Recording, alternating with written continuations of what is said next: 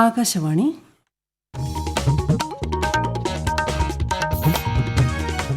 നമസ്കാരം.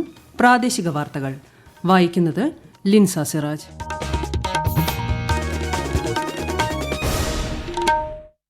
പ്രധാന വാർത്തകൾ. സർക്കാർ പദ്ധതികളുടെ പ്രയോജനം എല്ലാവരിലും എത്തിയാൽ മാത്രമേ രാജ്യത്ത് വികസനം സാധ്യമാകൂവെന്ന് പ്രധാനമന്ത്രി നരേന്ദ്രമോദി. 2 ദിവസത്തെ സന്ദർശനത്തിനായി പ്രധാനമന്ത്രി നാളെ കേരളത്തിലെത്തും. ശരണം വിളികളാൽ ഭക്തിസാന്ദ്രമായി ശബരിമല, മകരജ്യോതി ദർശനം കാത്ത് ഭക്തലക്ഷങ്ങൾ. കേന്ദ്ര പദ്ധതികളുടെ പ്രയോജനം അർഹരായവർക്ക് ലഭ്യമാകുന്നുണ്ടോ എന്ന് ഉറപ്പുവരുത്തുമെന്ന് കേന്ദ്രമന്ത്രി വി മുരളീധരൻ. കേന്ദ്ര സഹമന്ത്രി എൽ മുരുകൻ കോട്ടയം ജില്ലയിൽ നാളെ നടക്കുന്ന വികസിത് ഭാരത് സങ്കൽപ് യാത്രയിൽ പങ്കെടുക്കും. സംസ്ഥാനം നേരിടുന്ന സാമ്പത്തിക സ്ഥിതി സംബന്ധിച്ച് മുഖ്യമന്ത്രി പിണറായി വിജയൻ പ്രതിപക്ഷ നേതാക്കളുമായി ചർച്ച നടത്തി. വാർത്തകൾ വിശദമായി. സർക്കാർ പദ്ധതികളുടെ പ്രയോജനം എല്ലാവരിലും എത്തിയാൽ മാത്രമേ രാജ്യത്ത് വികസനം സാധ്യമാകൂ എന്ന് പ്രധാനമന്ത്രി നരേന്ദ്രമോദി. പ്രധാനമന്ത്രി ജൻ മൻ പദ്ധതിക്ക് കീഴിലുള്ള പ്രധാനമന്ത്രി ആവാസ് യോജന ഗ്രാമീണിന്റെ 1 ലക്ഷം ഗുണഭോക്താക്കൾക്കുള്ള ആദ്യ ഗഡു വീഡിയോ കോൺഫറൻസിലൂടെ വിതരണം ചെയ്യുകയായിരുന്നു അദ്ദേഹം. പാവപ്പെട്ടവർക്കായി സമർപ്പിക്കപ്പെട്ടതായിരുന്നു തന്റെ സർക്കാരിന്റെ 10 വർഷത്തെ കാലയളവ്. പാവപ്പെട്ടവരുടെയും പാർശ്വവൽക്കരിക്കപ്പെട്ടവരുടെയും ക്ഷേമത്തിനായുള്ള വിവിധ സർക്കാർ സംരംഭങ്ങൾ പ്രധാനമന്ത്രി പരാമർശിച്ചു. 2 ദിവസത്തെ സന്ദർശനത്തിനായി പ്രധാനമന്ത്രി നരേന്ദ്രമോദി നാളെ കേരളത്തിലെത്തും. വൈകിട്ട് 5 മണിയോടെ കൊച്ചിയിലെത്തുന്ന അദ്ദേഹം എറണാകുളം നഗരത്തിൽ റോഡ് ഷോയിൽ പങ്കെടുക്കും. ബുധനാഴ്ച ഗുരുവായൂർ ക്ഷേത്ര ദർശനം നടത്തുന്ന അദ്ദേഹം മുൻ MP സുരേഷ് ഗോപിയുടെ മകളുടേതുൾപ്പെടെ 4 വിവാഹ ചടങ്ങുകളിൽ പങ്കെടുക്കും. തൃപ്പയാർ ശ്രീരാമസ്വാമി ക്ഷേത്രത്തിലും പ്രധാനമന്ത്രി ദർശനം നടത്തും. പിന്നീട് കൊച്ചി വെല്ലിംഗ്ടൺ ഐലൻഡിൽ നടക്കുന്ന ചടങ്ങിൽ തുറമുഖ, ഷിപ്പിംഗ്, ജലഗതാഗത മേഖലയുമായി ബന്ധപ്പെട്ട 4000 കോടിയിലധികം രൂപയുടെ അടിസ്ഥാന സൌകര്യ വികസന പ്രവർത്തനങ്ങൾ ഉദ്ഘാടനം ചെയ്യും. മകരജ്യോതി ദർശനത്തിന് മിനിറ്റുകൾ മാത്രം ശേഷിക്കെ ശരണം വിളികളാൽ ഭക്തിസാന്ദ്രമായി ശബരിമല. തിരുവാഭരണം ചാർത്തിയുള്ള ദീപാരാധനാ ചടങ്ങുകൾ പുരോഗമിക്കുകയാണ്.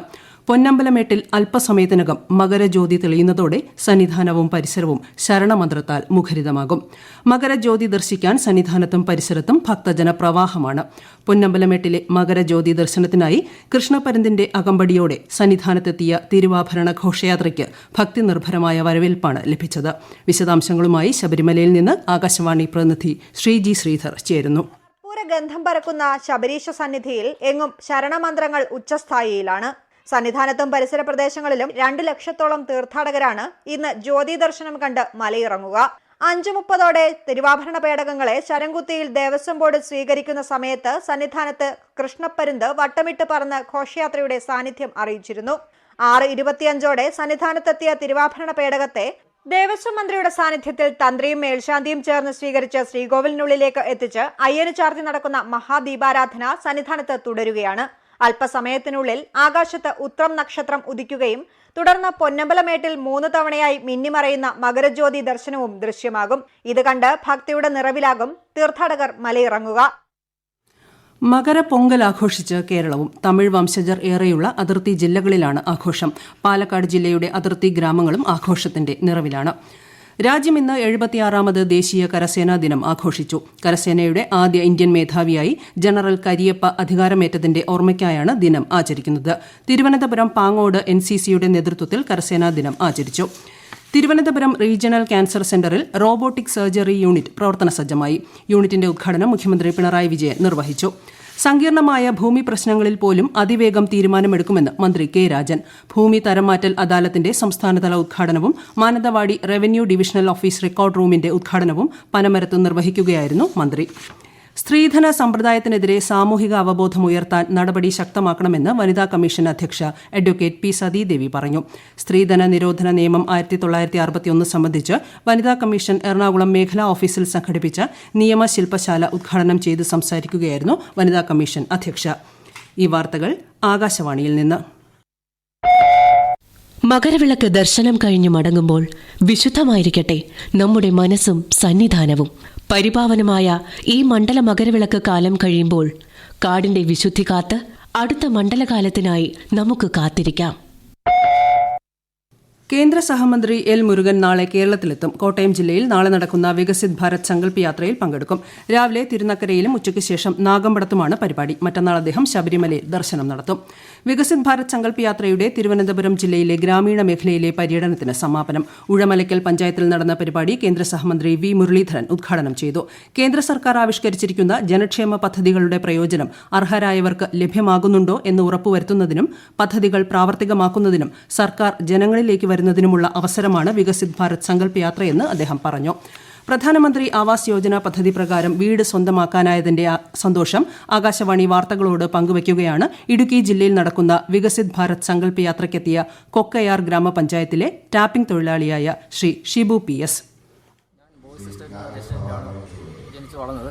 വീടും സ്ഥലമൊന്നും ഇല്ലായിരുന്നു. ഞാൻ ഈ കഴിഞ്ഞിടയ്ക്കാണ് 5 സെന്റ് സ്ഥലം മേടിച്ചത്. അപ്പോൾ വീട് വെക്കാൻ വേണ്ടി കൊക്കയാർ യൂണിയൻ ബാങ്കിൽ സമീപിച്ച് അപ്പം അവർ പ്രധാനമന്ത്രിയുടെ ആവാസ് യോജന എന്ന് പറഞ്ഞൊരു ഇതിൽ എനിക്ക് 10 ലക്ഷം രൂപ അനുവദിച്ച് അപ്പം എൻ്റെ വീടിൻ്റെ പണി ഏകദേശം തീർന്നിരിക്കുകയാണ്. നല്ലൊരു പദ്ധതി ആയതുകൊണ്ട് എനിക്ക് അങ്ങനെ ഒരു വീട് വെക്കാൻ എനിക്ക് സാധിച്ചു. വികസിത് ഭാരത് സങ്കല്പ് യാത്ര സംസ്ഥാനത്ത് പര്യടനം തുടരുന്നു. കൊല്ലം ജില്ലയിൽ നിന്ന് കൊല്ലം നഗരത്തിലായിരുന്നു പര്യടനം. തങ്കശ്ശേരി അഞ്ചാലുമൂട് ജംഗ്ഷനിൽ യാത്രയ്ക്ക് സ്വീകരണം നൽകി. സംസ്ഥാനം നേരിടുന്ന സാമ്പത്തിക സ്ഥിതി സംബന്ധിച്ച് മുഖ്യമന്ത്രി പിണറായി വിജയൻ പ്രതിപക്ഷ നേതാക്കളുമായി ഓൺലൈൻ ചർച്ച നടത്തി. കേന്ദ്രത്തിന്റെ അവഗണനയാണ് കേരളം നേരിടുന്ന സാമ്പത്തിക പ്രതിസന്ധിക്ക് കാരണമെന്ന് യോഗത്തിൽ മുഖ്യമന്ത്രി പറഞ്ഞു. കേന്ദ്ര സഹായം ലഭ്യമായില്ലെങ്കിൽ സംസ്ഥാനത്ത് സാമ്പത്തിക ഞെരുക്കം രൂക്ഷമാകുമെന്ന് അദ്ദേഹം പ്രതിപക്ഷത്തെ ധരിപ്പിച്ചു. കേന്ദ്ര സഹായം നേടിയെടുക്കാൻ പ്രതിപക്ഷത്തിന്റെ സഹായവും അദ്ദേഹം അഭ്യർത്ഥിച്ചു.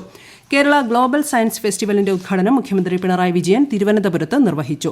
ശാസ്ത്ര അവബോധവും യുക്തിചിന്തയും സമൂഹത്തിൽ വളർത്തേണ്ടത് അനിവാര്യമാണെന്ന് മുഖ്യമന്ത്രി ചടങ്ങിൽ പറഞ്ഞു.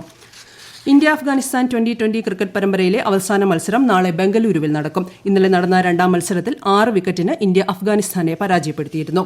രാജ്യത്തെ ഓഹരി വിപണികളിൽ വൻ കുതിച്ചുചാട്ടം. ബോംബെ ഓഹരി സൂചിക സെൻസെക്സ് 759 പോയിന്റ് നേട്ടത്തിൽ 73,328-ലും ദേശീയ ഓഹരി സൂചിക നിഫ്റ്റി 203 പോയിന്റ് ഉയർന്ന് 22,097-ലുമാണ് ഇന്ന് വ്യാപാരം അവസാനിപ്പിച്ചത്. പ്രധാന വാർത്തകൾ വീണ്ടും. സർക്കാർ പദ്ധതികളുടെ പ്രയോജനം എല്ലാവരിലും എത്തിയാൽ മാത്രമേ രാജ്യത്ത് വികസനം സാധ്യമാകൂ എന്ന് പ്രധാനമന്ത്രി നരേന്ദ്രമോദി. 2 ദിവസത്തെ സന്ദർശനത്തിനായി പ്രധാനമന്ത്രി നാളെ കേരളത്തിലെത്തും. ശരണം വിളികളാൽ ഭക്തിസാന്ദ്രമായി ശബരിമല. മകരജ്യോതി ദർശനം കാത്ത് ഭക്തലക്ഷങ്ങൾ. കേന്ദ്ര പദ്ധതികളുടെ പ്രയോജനം അർഹരായവർക്ക് ലഭ്യമാകുന്നുണ്ടോ എന്ന് ഉറപ്പുവരുത്തുമെന്ന് കേന്ദ്രമന്ത്രി വി മുരളീധരൻ. കേന്ദ്ര സഹമന്ത്രി എൽ മുരുകൻ കോട്ടയം ജില്ലയിൽ നാളെ നടക്കുന്ന വികസിത് ഭാരത് സങ്കല്പ് യാത്രയിൽ പങ്കെടുക്കും. സംസ്ഥാനം നേരിടുന്ന സാമ്പത്തിക സ്ഥിതി സംബന്ധിച്ച് മുഖ്യമന്ത്രി പിണറായി വിജയൻ പ്രതിപക്ഷ നേതാക്കളുമായി ചർച്ച നടത്തി. പ്രാദേശിക വാർത്തകൾ കഴിഞ്ഞു. അടുത്ത വാർത്താ പ്രക്ഷേപണം രാത്രി 7:25-ന്.